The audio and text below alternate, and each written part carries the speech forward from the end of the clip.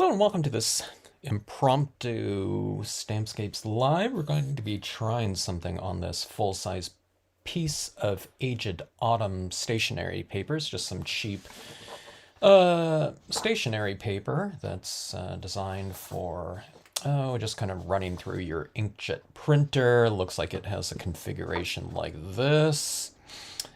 Going up that way, that would be an interesting way to use it, but I'm going to be doing it as an overhanging group of foliage right here with my stamped out portion of the scene in this lower portion right here. We're going to start off with a dirt road, and then we'll position everything else around it. This scene, for the size of the card, I don't know if you call it a card scene, I guess, shouldn't take too long because we already have, I don't know, whatever, 75% of the composition already done in the form of this, pre-printed fall scenario here. So we'll see how it goes. Okay, so I positioned the dirt road right here. We have this little space in this lower section where we'll extend the road out a little bit. You could do it all the way at the bottom, but I wanted to have a little bit more space in here. And just to create a little bit more scale, I'm going to be using the Art Foamies version of the Winter Ash right here. I just wanted something fairly large to take up this amount of space in here. There's other size versions of it that you can also use. You can use the rubber version like that, and it should be fine. But I just wanted something with a little bit more scale here, and since I had the Art Foamies version, thought I would try that.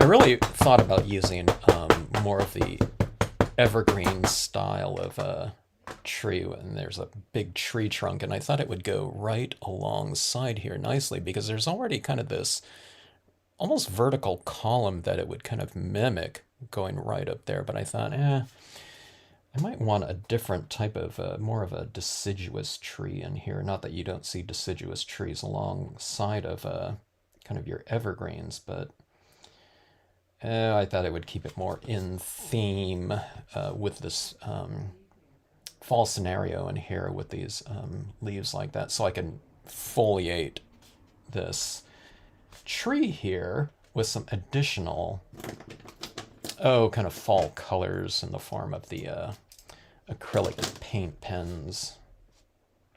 All right, so the Art Foamies, I'm using a slightly thicker style of ink than, say, something like a dye-based ink, which you can use too, but since it's a more porous type of surface right here, going with a little bit of a thicker ink is good. And you can see it's kind of stamped out a little bit lighter, so you can go with your thicker styles of ink. But I wanted it more aged to, I don't know, create a little bit more visual space, as is, all the imagery in this scenario here. Okay. So let's create a little bit more of a background tree. So Western perspective, generally, in terms of the location of an object, the higher up in the composition usually represents something a little bit farther back. So here's a smaller tree. Now, it could just be a smaller tree as well, but I want it to represent something farther off in the distance.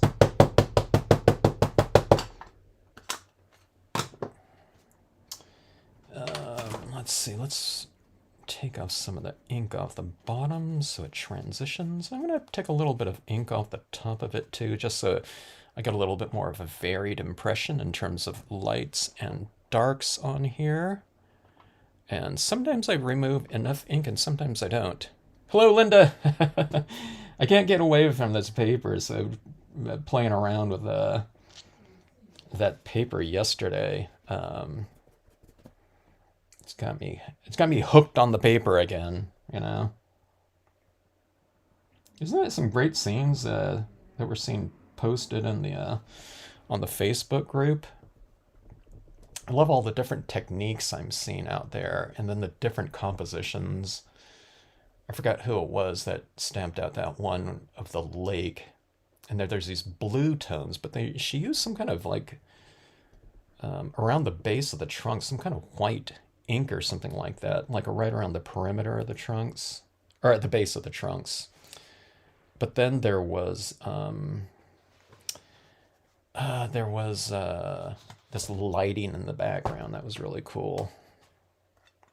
And then I don't know, what was that? That glitter by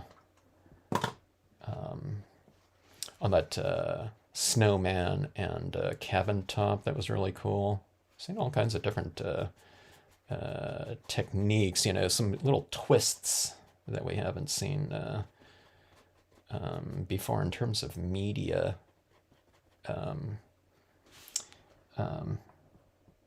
Media types or combinations, media combinations. It's fun to see.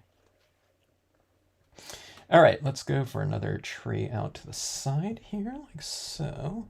I really wiped off quite a bit of this one too, because we have all these overhanging leaves here. So fades out a little bit on the bottom, fades out on top where it's going into these super light leaves right here. We're usually not working around like super light colored foliage, are we? You know, when we're doing these types of pieces. Let me do something here too. Line it up like that, and then let's see if I can remove the right amount of ink here. So do that, and then wipe it off on top, and I'll do another one right back in here. Yeah, I better remove a little bit more right around there, because this one right here is fairly light in value. Yeah, something like that right there. If you blink here, Linda, this one's going to be done. All right, let's see. Let's bring this all together with a little bit more texturing. Like about like so.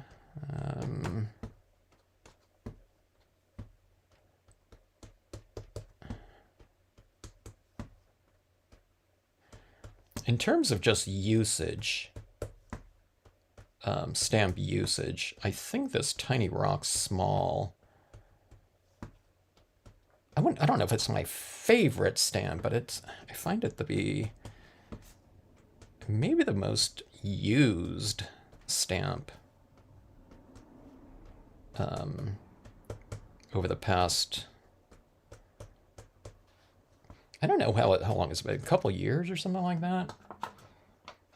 I think I just leave it on my desk right here, pre-mounted, and it's always like around.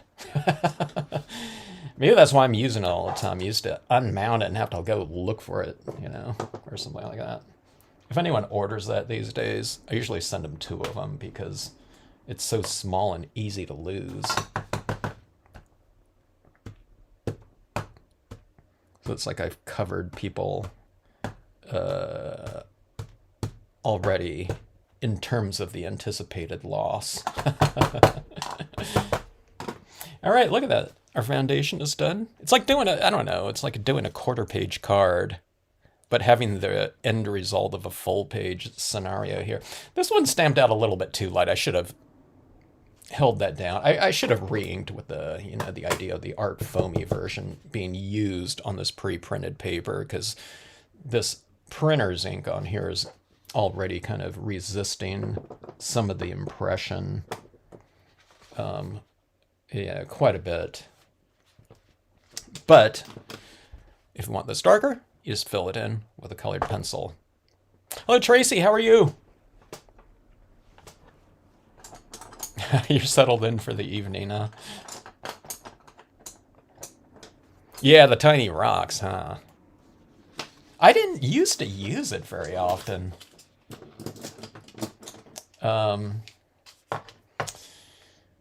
Was it that one? I forgot who.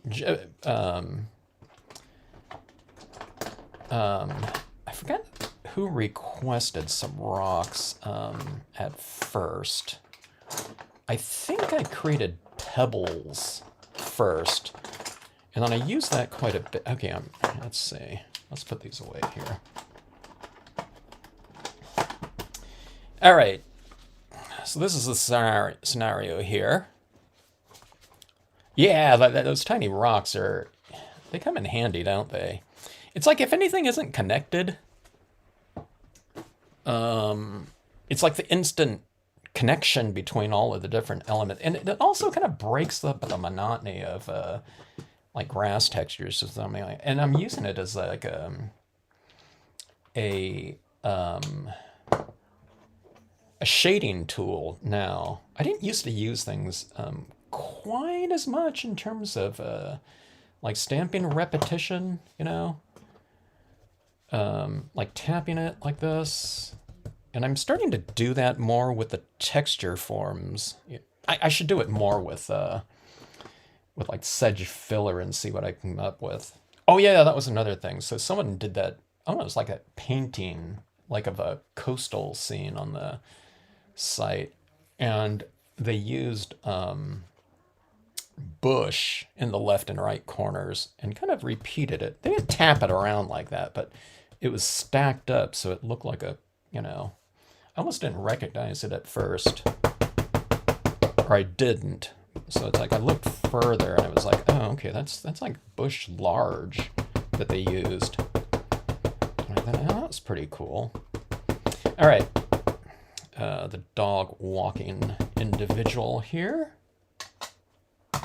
Look at, you can almost do, if we stamp like a ghost or, you know, a headless horseman down here, this could be like a Halloween type of scenario here. All right, let's do this right here.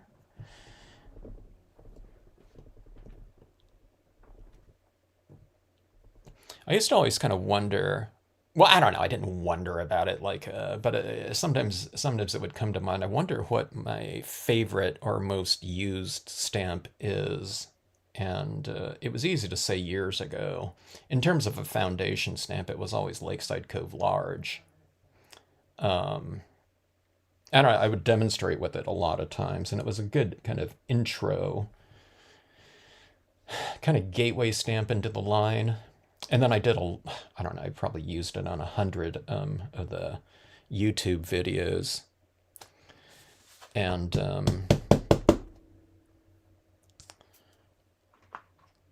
it was that one, and then I would use Cloud Cumulus all the time in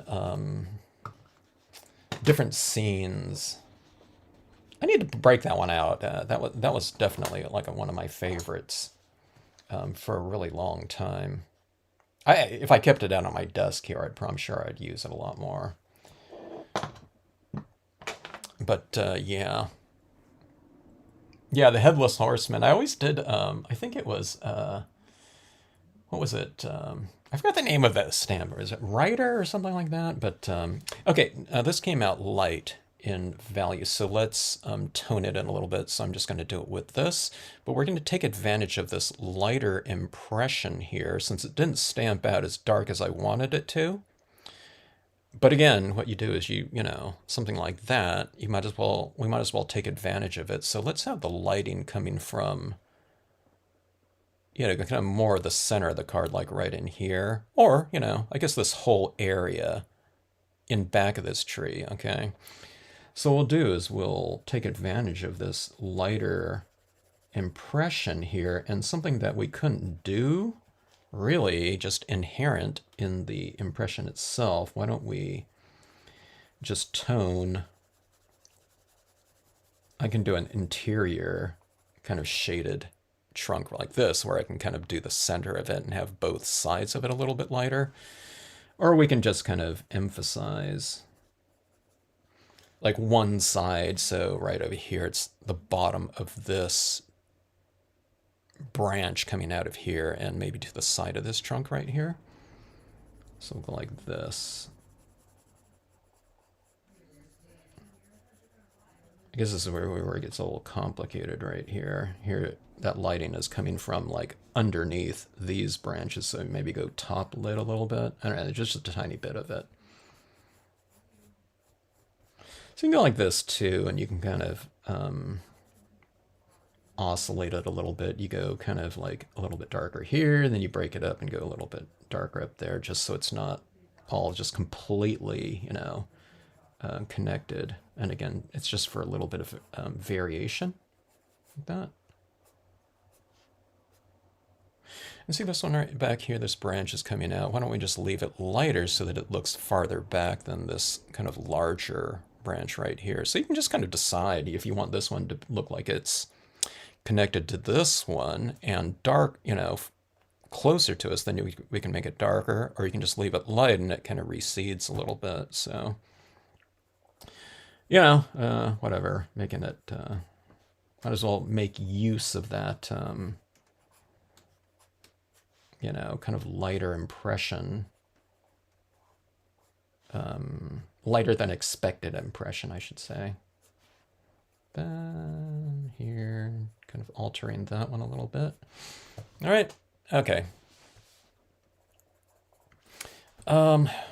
Let's use some different tones in here. My brown tones are getting a little bit more of a workout with these aged autumn papers here. Okay, so just a couple different values of brown. What are you doing with the full page printed paper scenes like this one? Okay, so I was wondering about that one, Linda. So 8.5 by 11 like this, there's a lot of like really cheap frames out there, and they're all, well, not all, but there's a lot of frames that come in, for your standard letter size. So, I mean, people can put this into like a frame or something like that, and you can have it up for a month or something like that. And that's what I don't know. That's how I would see utilizing something like this, just interchangeable imagery in, a framed situation. I mean, it's definitely not a card, right? So yeah, that did come to mind before I did this, started this one today. It's like, yeah, some of those frames you can get, I don't know about for you, like Canadian, but dollars, but like on Amazon, they have those like 4 packs of frames, and they're like, I don't know, a few dollars each or something like that. But it'd be kind of, it's like temporary, I don't know, whatever. You can do it as seasonal art or one-time type of, whatever decor, because we're creating like all the time, right? So you don't have to put up the same ones like every year because we're creating new ones. It's usually like, for us, it's like the new ones are the, I don't know, our favorite. Okay, so creating a little bit of shadows at the base of our imagery right here.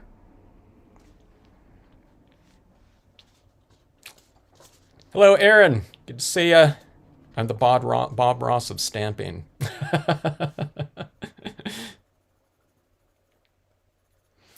And here we have a happy little shadow. I haven't even seen this, Bob. Is that like kind of more of like a exaggeration of his work? I don't think I've actually watched any of those Bob Ross videos. I think I did used to watch them like in the 80s. PBS, right? It was kind of interesting because I remember when going into my local art store a gazillion years ago, I don't know, like 15, 20 years ago, when it was like, there was a kind of a renewed interest in Bob Ross. So they had his videos re-released in, I guess it was DVD form or something like that, which was, pretty cool to see. But I hadn't seen it in a while. I think it was, I don't know, wasn't Bob Ross like in the 80s or something like that? My local public broadcasting station, I think they turned to, I think it was more like what was his name, Pascal or something like that. He was another oil painter. I don't know what he did. I think he did. He might have did. Did he do oil paintings too? Oh, it was oil paints for sure, right? I was trying to think if that Pascal did landscapes as well. I can't remember. Hello, Jeannie. How are you? Linda D. Good to see you. Okay, let's see. I just bought a dozen 11 by 17 frames. Yeah, yeah, that's cool. Yeah, that's one thing about those larger pieces. It's all about kind of like frames, isn't it?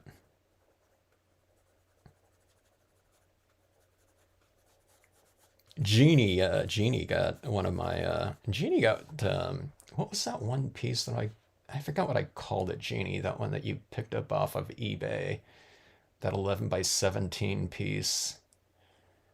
That was it was like Memories of Maine or something like that, but it was that 11 by 17 with that big cliff on the side. But that was the best piece that I had for switching off to a darker brown right here.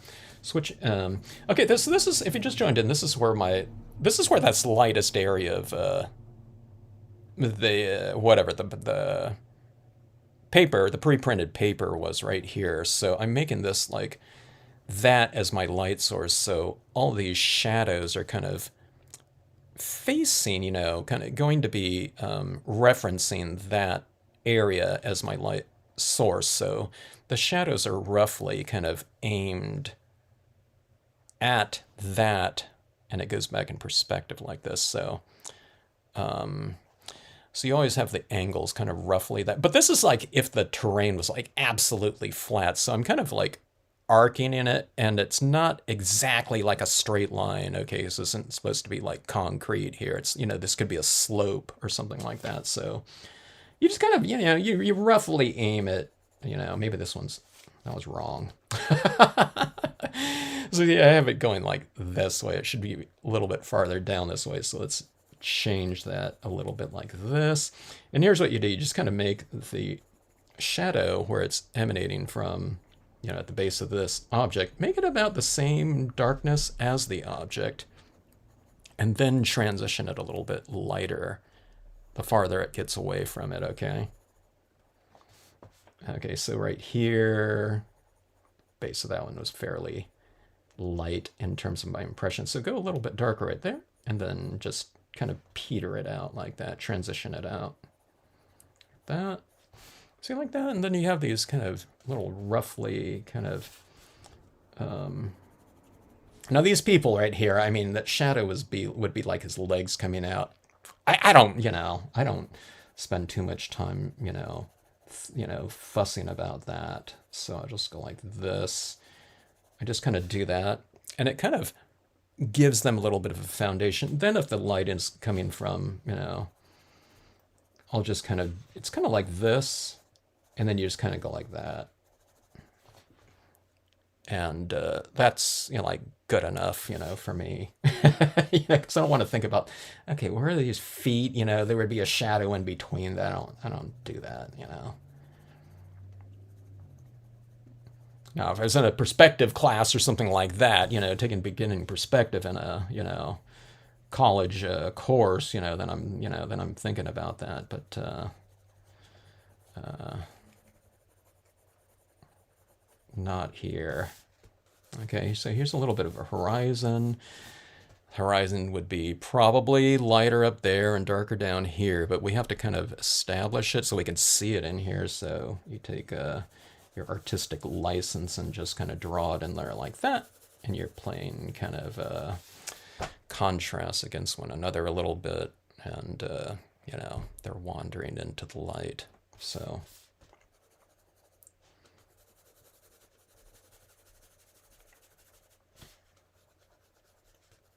anyone used to watch The Twilight Zone? That one guy wouldn't go past that gate because it wouldn't allow him to take his dog but it was the Devil's Gate or whatever. Trying to trick him. It was this old guy that kind of drowned, I guess. Or his dog went into a pond chasing the raccoon when he was out hunting, and he went in there, tried to save his dog, and I think they both drowned or something. So in this one, that's it's kind of similar, except that in this one he has two dogs, which is like better than one. All right. So a little bit of pathway right here. I like to make that pathway a little bit lighter, for a little bit of a kind of visual draw into the scene. So we'll make it a little bit darker to the side, but we'll have it a little bit light too because we want to see the shadows on there. So anyway.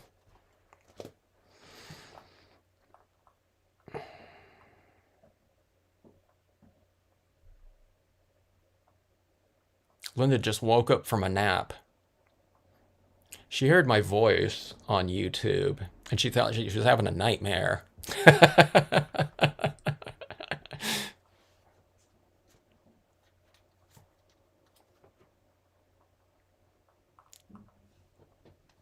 Yeah, when were those Bob Ross broadcasts, Linda? Or I don't know. Does anyone remember that? It was the 80s, right? Because I don't know when he died. Didn't he die in the 90s or something like that? Yeah, that sounds familiar, Aaron. I do seem to recall something like that, or seeing like maybe the title of the video or something.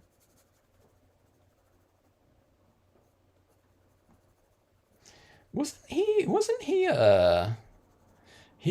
the military and he didn't have like he didn't go to or did he go to art school? I can't remember. I thought he didn't.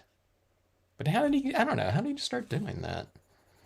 All right, let's give a little bit of extra tone to this tree here. All right, so that's just the brown tones like that, and we'll kind of animate it a little bit more with some black in there, and that'll kind of really give it a little bit more connectivity between the impressions that were in black. So, yeah, okay, I was going to do that later, but let's just do it right now while I'm talking about it. Where's my, okay, here we go.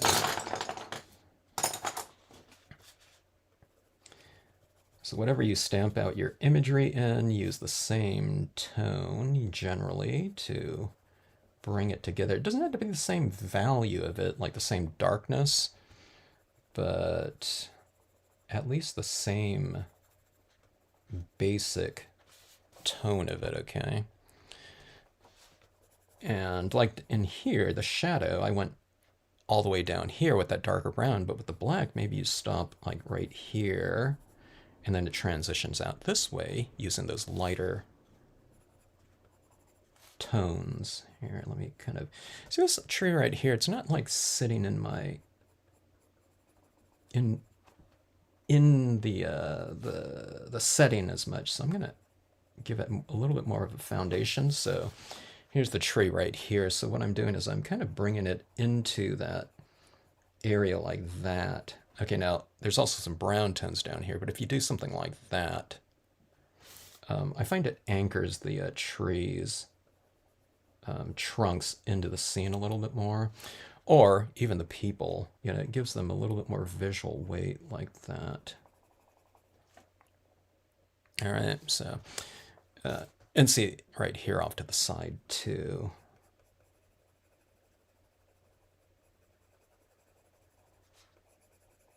It's a bigger tree, so let's do that. Yeah, something like that. I don't know, doesn't it feel, just, I don't know, it gives it more stability, I guess.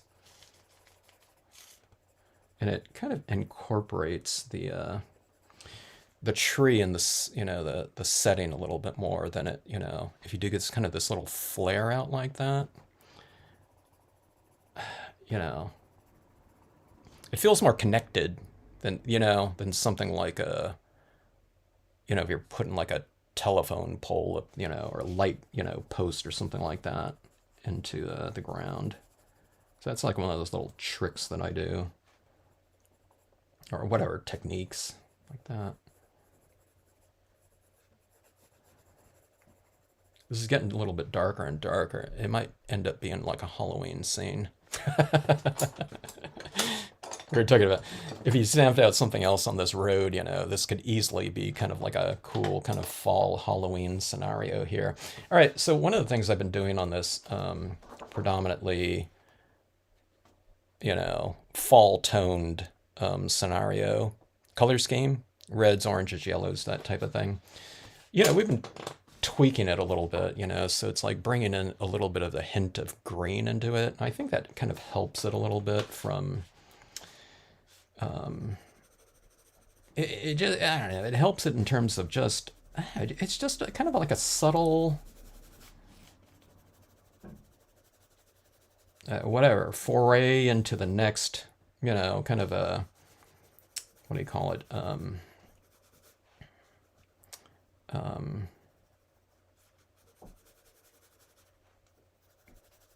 I can't think of the word. Into the next color on the color wheel. So not the complementary, but complementary is opposite. Whatever, another word for adjacent tone, you know. So it's like that. So the greens, you know, and yellows. When you do like those tones like that, so yellows into oranges, that creates a color glow, but on the other side of yellow is greens. So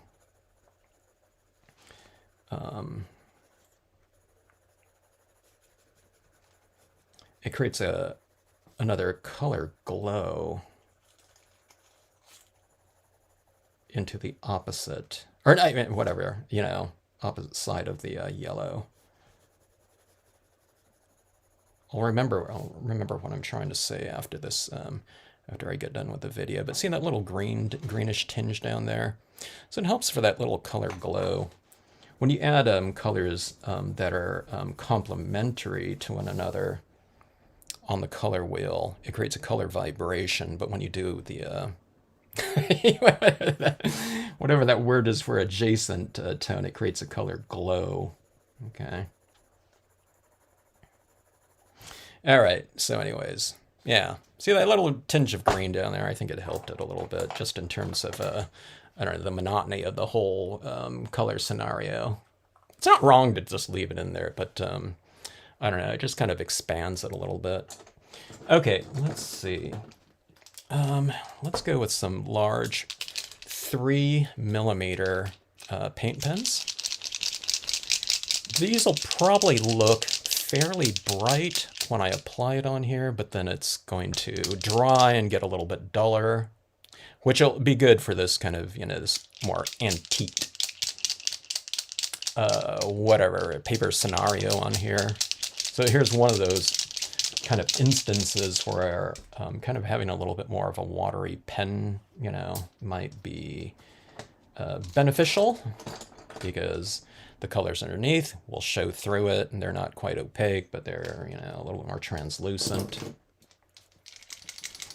Let's start off with the orange. I usually, when I work kind of a little bit more opacity into my scenarios, I usually do darker to lighter. Okay, when I'm working with transparent media, I'm usually working lighter to darker. Okay, and that's the reason why, is because I want kind of like a brighter little leaf in front of a darker one, okay? So I think it looks a little bit more dimensional that way.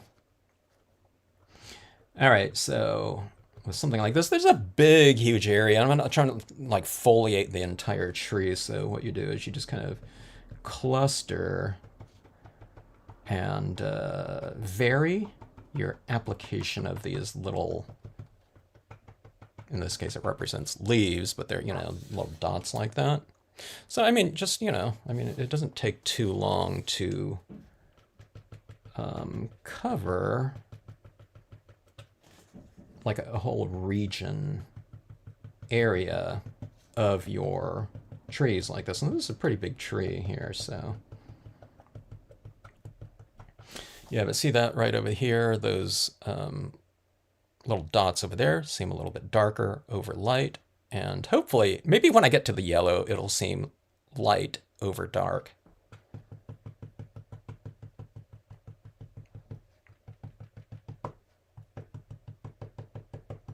This orange right here is, I don't know, when it dries over this darkish tone, it's about the same value. It's just you can see a little bit of that orangish tinge in there. You can do this you can do a pretty dense version of this because you can see over here this whole kind of overhang here that's supposed to be in the foreground. That's fairly dense as well with foliage, so we can say, I mean, just do whatever looks good to your eye, but it's like early, I don't know, whatever, fall, you know, where there's still quite a bit of leaves up on the tree. Do it in the background tree over here.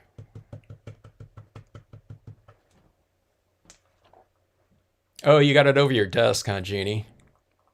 Do you remember the name of that one? Was it Memories of Maine, or was that a different one? I don't know if you even knew the name of that one, but I think that was it. Okay, so that one, I don't know, did I mention this already? But that was one of the best paint pen pieces because I had done a lot of the paint pen dots, but then I got this better set of pens than this one. They're more the acrylic paint pens that have a higher ratio of paint to binder. In this case, the binder is just water, you know, because acrylics are water-based. They give a more opaque dot, so I was able to get a really good application of lighter, kind of bright dots, the leaves on those fall trees than these, okay? And it was like, oh, this is really awesome. But it was almost, those pens were like a one-time use. Because I didn't use them for a while, I guess. And I don't know. I don't think I waited really long, but I can still use them, but the paint is like crusted over and dried. So it was just too much. There was not enough binder on there, you know, so they made them really bright and opaque, but that pigment in them just dried to a, I don't know, whatever, a crisp.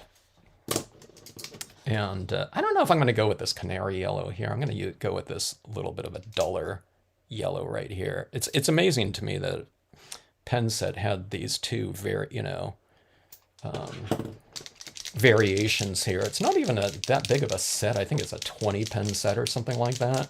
It seems like this type of small variation, you know, going from something a little bit brighter to just a little bit duller and lighter would be like in a 50 pen set. But yeah, that one was that was a really good one for those fall tones in there, and that one I really wanted a lot, really bright. The Twilight Zone and the Alfred Hitchcock. I started watching some of those Alfred Hitchcocks as it's streaming on some channel, but there was one that was called like I don't know, it was some like a Greek fraternity one where these kids. This one kid passes out from drinking too much, and they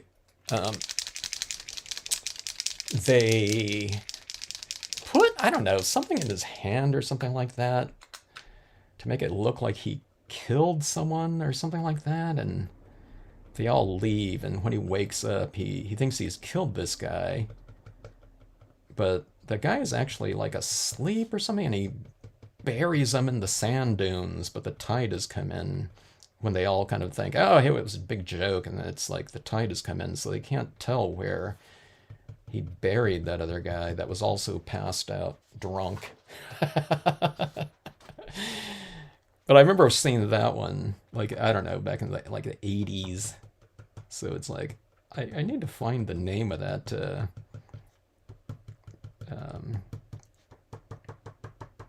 story again. But yeah, that one was really cool. My dad was a police officer and let me watch Hitchcock with him. That's cool, Linda. Okay, that yellow was like really dull, so I think let's go with the brighter one, the brighter canary, because I think it's going to be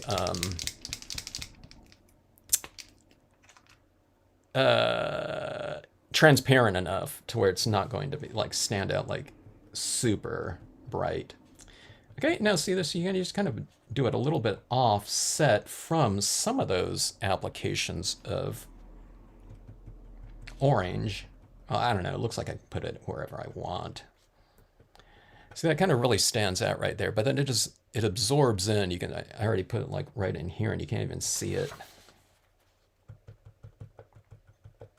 Or you can just create a different area of it from the orange applications.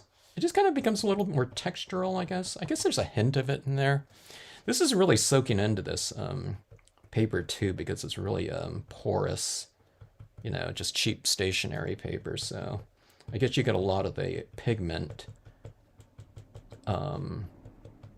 not staying on the surface. So just like the water in the binder here is just soaking along with the pigment. So you can spray seal this with a sealant, workable fixative probably, and I think it'll seal off the surface a little bit more, and I can probably get a more opaque application of this. So maybe you do a little bit of both. You add some in here, spray seal it, and then add in some additional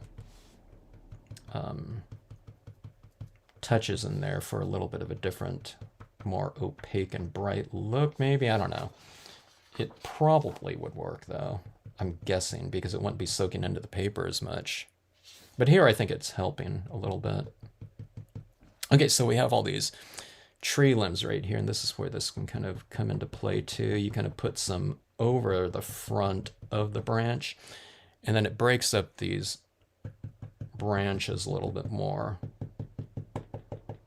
So it's not like, or it looks a little bit less like, the branches are all closer to us than the leaves. In some cases, the leaves will be closer to us.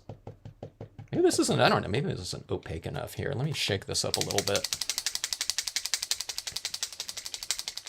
So your dad wanted to give you a little bit into like solving crime, huh, Linda?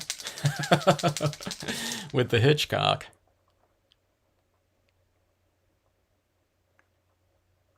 Oh. Lymphoma, huh, Jeannie? Sorry to hear it. This paper certainly is a lot quicker. Yeah, it is, Linda. So we're talking about like a full-size scene right here, but I'm only kind of, it's a little bit larger than a quarter-page scene right here. 5.5 by 4.25. So it's like doing a quarter piece of paper.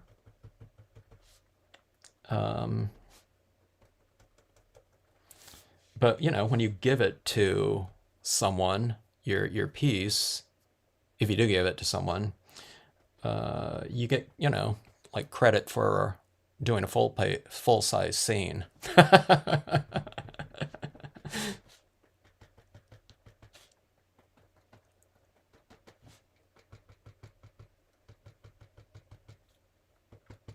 Someone should, speaking going back to Bob Ross, someone should download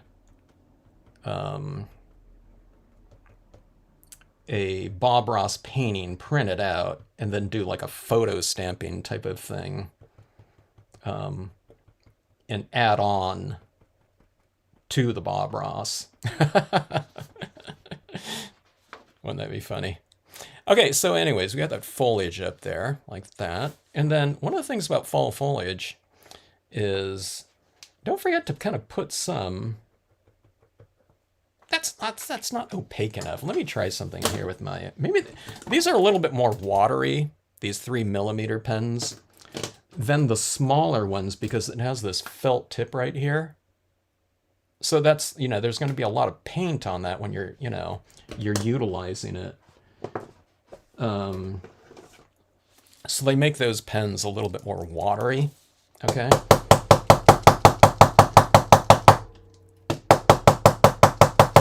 Okay, so what I was saying, what I was getting at there before that didn't work was put some of that foliage down at the base of your trees like this. Do I have another green? Yes. Let me see if I have a little bit of a lighter yellow here. This one's... Is that the same one? I can't tell. These are the same brand, but this is like the newer version of it. I thought I had a more kind of pastel yellow here somewhere. The smaller versions are a set of 40 pens, but I'm looking, and you'd think the set of 40 would have like a wider array of different values of each. But I don't know, maybe it doesn't. Oh, look at that. This one's the first time I've used this one. Let's see.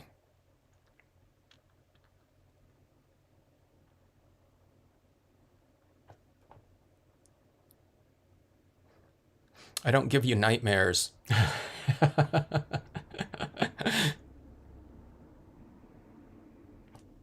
What about one of those challenges, though, Linda B? When I say, okay, you know, whenever we think of like some different scenarios, it's like, okay, Linda B will do like, you know, 10 different examples by next week and show us these different scenarios that I only speculate about during these videos. But in application, that's your assignment. What we're talking about here, what I'm talking about here is if anyone's not on Facebook, or if you are on Facebook, you want to check it out, check out the Stampscapes group, and you can see a lot of different pieces by whatever, you know, the viewers of this channel, or in the chat here, and Jeannie, you know. Okay, so here we go. Yeah, okay, this yellow is a little bit more opaque. Hopefully you can see that right there. So you add these down here, and it gives a little bit of sparkle at the base of the tree. A lot of times it's just kind of highlighting or something like that, but on a fall type of scenario, this could be, you know, fallen leaves here. So I try to cluster it a little bit, you know, like this. I have a whole lot of it right in here, but so I'm trying to cluster it a little bit in each of these little areas. Like that's really got a lot of glare in it. I don't know. Can you see that right in here? Right here, you can see it a little bit more. So I don't put it out like evenly, but here's a cluster, cluster, cluster. But you kind of leave a little bit of open area, just for variety. I don't know. I mean, sometimes I could just go nuts, and it's like I hold it out, and it's like, oh, kind of, you know, I kind of overdid it, but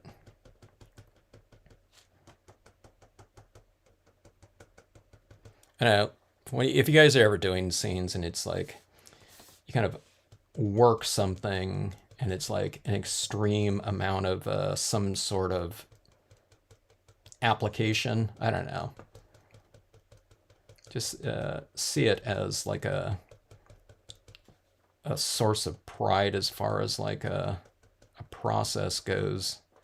Because if you overdo something, it probably means that you were having fun doing that application process. So, you know, it's why not, you know, it's I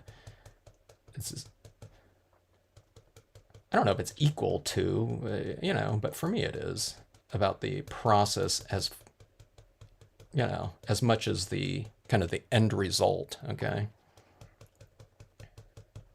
So I think about things like splatter painting, you know, like stars or something like that into a scene, or stars and stuff like that. It's like, oh, that's a little bit too much, but hey, it was fun to do.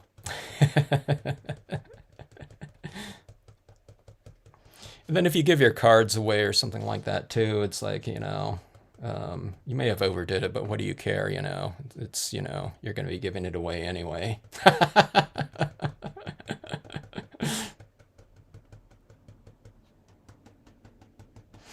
All right. So there we go, like that.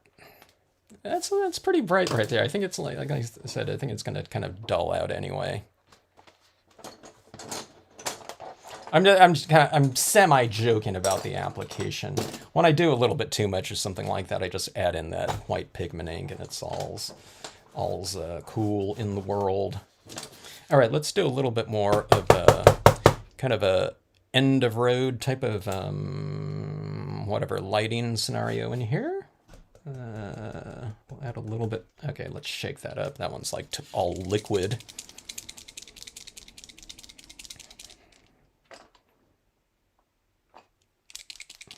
Alluring Acadia, was that it? Acadia. That sure brings back memories. Every time I see someone like in Maine or something like that, it always takes me back there. There are a couple of Maine viewers of the channel. I had my trip there too good in Acadia. I always talk about this all the time, but I taught classes in Acadia. Then there happened to be the Maine Stampers, I don't know, whatever it was, like the association or something like that, where a bunch of the stores out there got together and had their convention. So it wasn't so much, there were a couple manufacturers out there in Maine, but a lot of them they would all kind of organize it. There would be like maybe 10 vendors or something like that. They all had stores. And like I said, one or two of them might have had their own stamp company too, where they were manufacturers, but they would arrange it where it's okay, we're going to carry Stampscapes stamps or something like that. So no one else like carry that at the show, at their convention. So Penn Ventures was carrying Stampscapes. But anyways, that convention was the following week from the classes I taught. So I had a chance I was like, okay, I'm gonna go and check out, some of Maine in between those 2 weekends. So I checked out Acadia. I thought about going to Katahdin, yeah, Mount Katahdin or something like that. I don't know if it's a Mount Katahdin State Park or what. I was going to do that, but I was having too much fun in Acadia. Acadia is like the smallest national park, I think. But, and there was hardly anyone there, too. And it was like peak fall. No one in the park at all.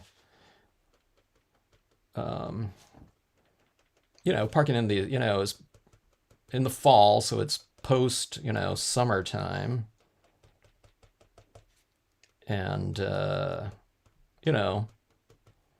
people in Maine, they don't need to go to Acadia to check out the fall colors because it's all around them. So, man, I was like hiking on those trails, a lot of them by myself. So it's like I went days without seeing anyone on any of those trails. All right, so a little bit of lighting coming down this way. That'll get blended in a little bit too. I'm going to put a couple of these little lighter bits up in the trees here. Alluring Acadia.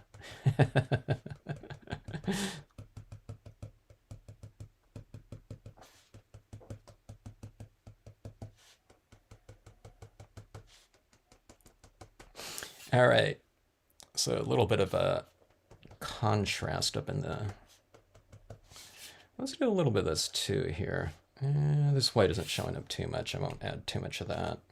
Let me see if I can add in a little hint of a little bit of a lighter area coming down the trail here. So let's do a little of this right here, like that. It's like the Yellow Brick Road or something like that.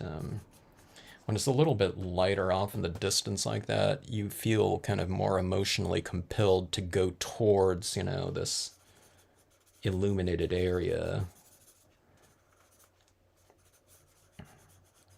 That, except for in Poltergeist, the movie. All right.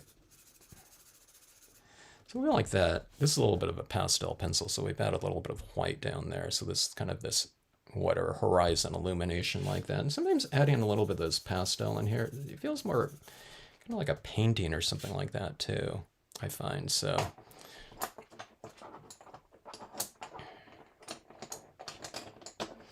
all right, let's see.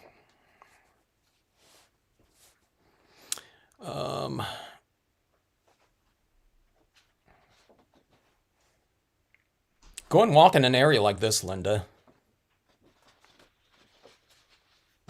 All right, let's see. I think we're almost done here.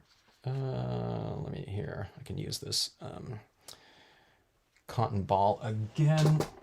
Okay, this pad here was like super dry yesterday when I was using it.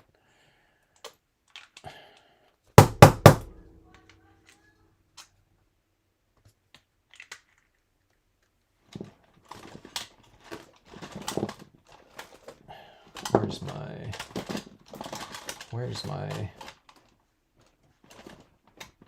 old, not credit card? I'm looking, but I'm not seeing here. Here, we'll just use this right here.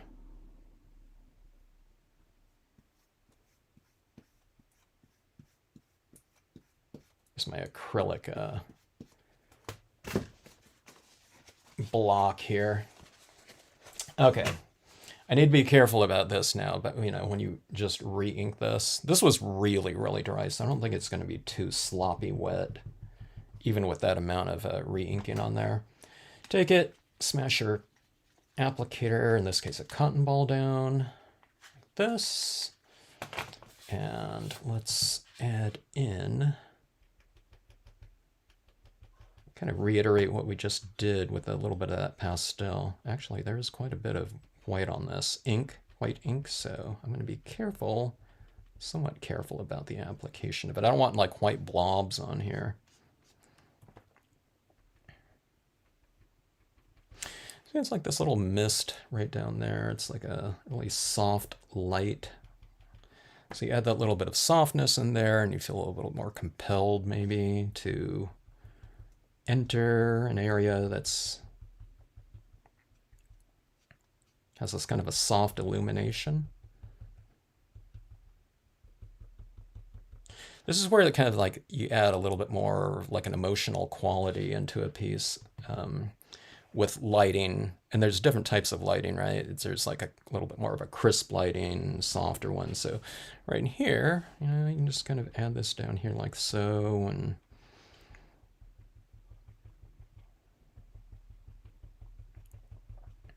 sometimes like I think about this, it's like I added shadow down there, but then I'm also kind of adding the white over the top of it so it illuminates that. So it's like I wanted it darker, but you know, I guess you also have that shadow underneath this illuminated trunk here, so you can still see it underneath it, but yeah. And I'm doing this on the interior side of my objects here, so it's like a little bit more of a central lighting. So on these ones right here, it's a little bit more predominantly to the left of the trunk. Kind of, you know, I mean, it's not really super obvious on this one, but it's like you have this interior illumination like that. And again, it's right where this kind of passageway is. So I'm looking at this right here, you know, and then this looks fine to me, but so it's like if you want to just kind of break it up a little bit, you can come in here like this, and then you're taking this and kind of working it out like this a little bit. So you get a little bit of just a textural change going from here to here to here. Let's put around this dog right here too.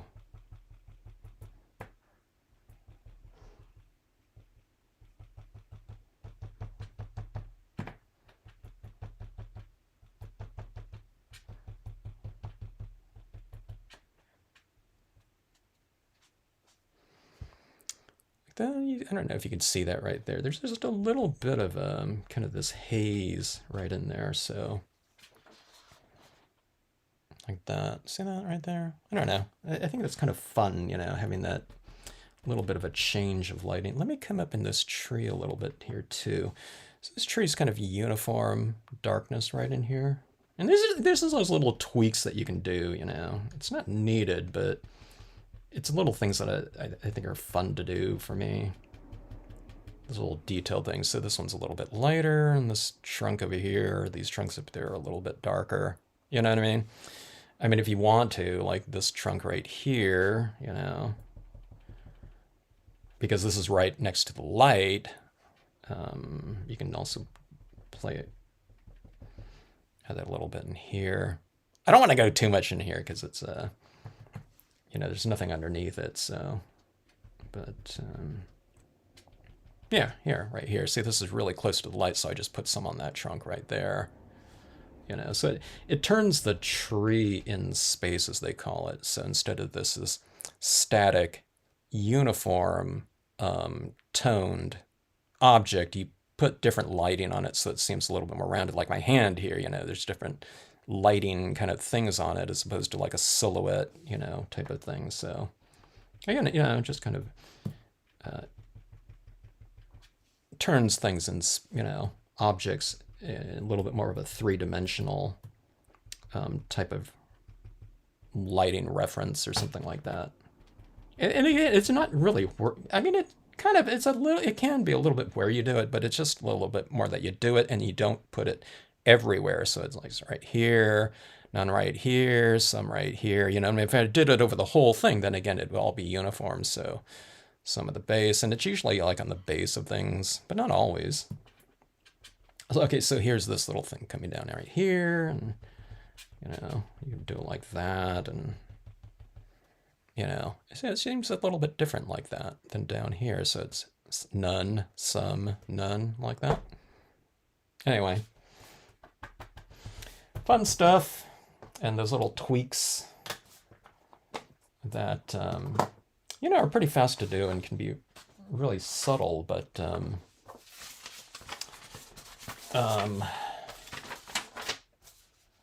you know, can add a nice little kind of visual twist on the piece, or in those areas or objects like that. And this is light enough up here, and you can almost stamp out some, if you had a quote stamp that was bold enough, you can, you know, or like even in here, that'd be kind of interesting. So, or you do something that Linda likes to do, and like stamp a quote stamp on a separate piece of paper and put it on here. I'm just joking. She you know, she said she likes to incorporate it in, you know, instead. All right. So anyways, full size piece, but you know, kind of more, I don't know, I guess it's like more like somewhere in between a quarter size card to half size page of imagery, stamping an application in there, but just the utilization of the pre-printed papers really gives us a big head start in terms of if you want to do something, you know, of a larger size, but you really don't want to have to, you know, you want to have the end result that size, but not have to do a full-size application of all of that area, then these pre-printed papers are really fun to employ. Let's see. Glad you like it, Tracy. After watching the last two videos, I think I may have to go back and tweak my. How are you going to tweak? How are you going to tweak yours, Linda? You're going to add more to more of some sort of application. Yours looked awesome to me.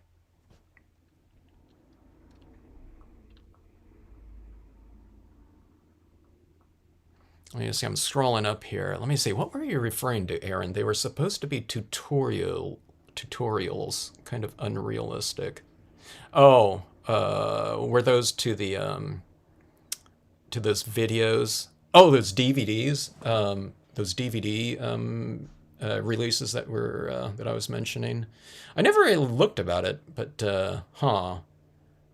So you click on like different whatever subjects or something like that in that DVD format, and it was more like like an instructional type of thing. I never saw any of those, and I didn't really investigate too close. I was assuming that it was just the different videos just re-released. Huh. That's interesting. All right, but anyways, I'm trying to think if there's anything else that I want to do on this one right here. Something I should probably break out my gold pen or something like that for these pieces right here. And I mentioned before that these pieces look a little bit different. I got a lot of glare on here from my studio lights like this. So like this right here is a little bit more, let me see, that looks a little bit, it doesn't look that bright in person right there without all that. Because this looks a lot darker right here, so my camera's kind of compensating a little bit, but it looks kind of like a little bit more like that in person, without the glare like that. So this piece looks a little bit more like that. So fun stuff. And again, one of the things I was mentioning in this video, see right here, this paper on the other side, the scribe side, is like this. So this right here is probably how they saw this one being used, with these leaves kind of coming from the bottom, and then, the stationery, the writing, or whatever, how you would use it like that. But I thought it was cool like this too, in terms of creating this little whatever overhang and tunnel for, whatever scene you want to put down here. So anyways, just really fun stuff. There's all kinds of different papers out there, and I didn't investigate them fully, but these ones look pretty good to me in terms of usage.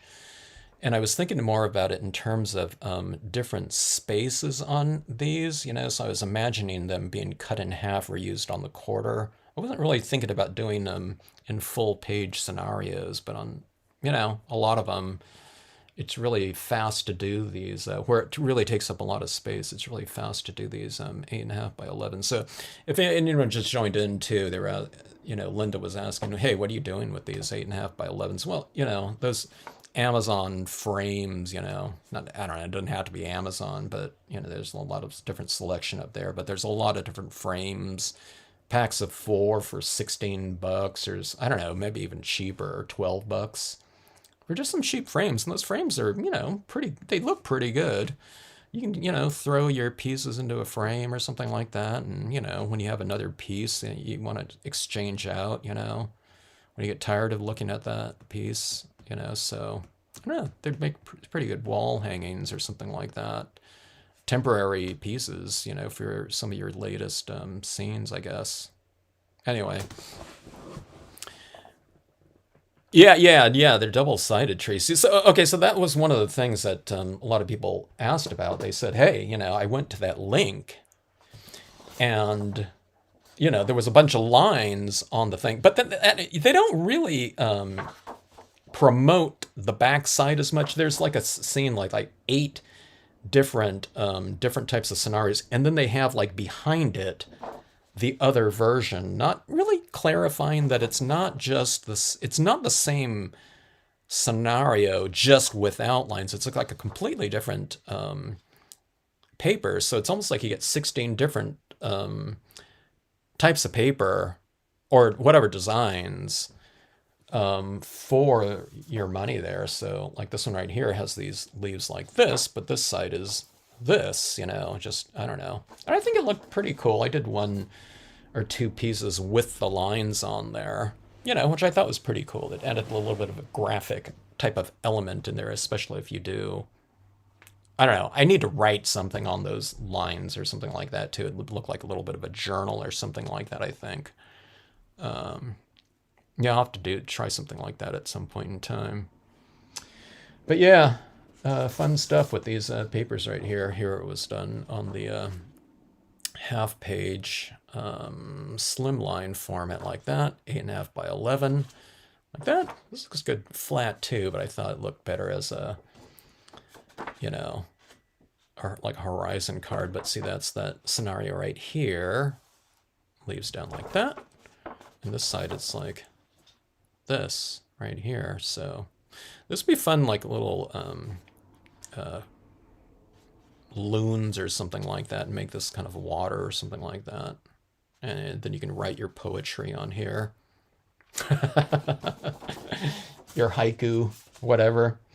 Anyway, a fairly quick full page scene right here, made possible by the pre-printed papers of Amazon. A collaboration with whoever painted these pieces.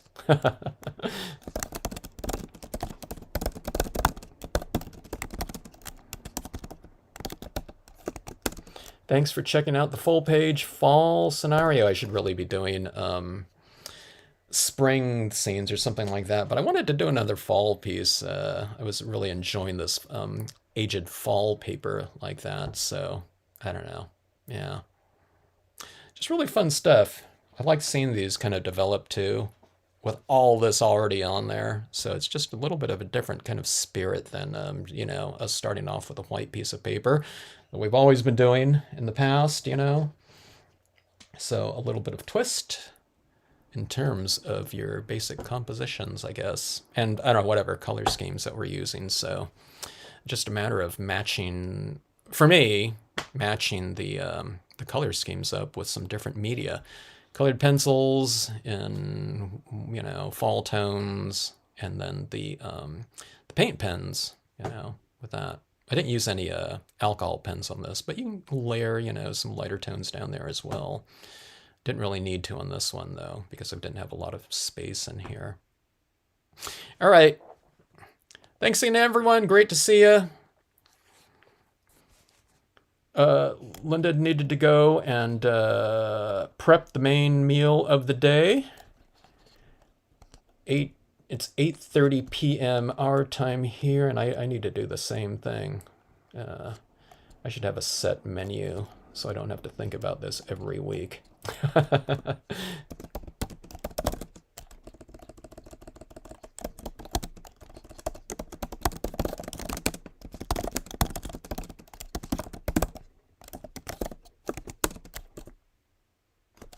All right, everyone, good night.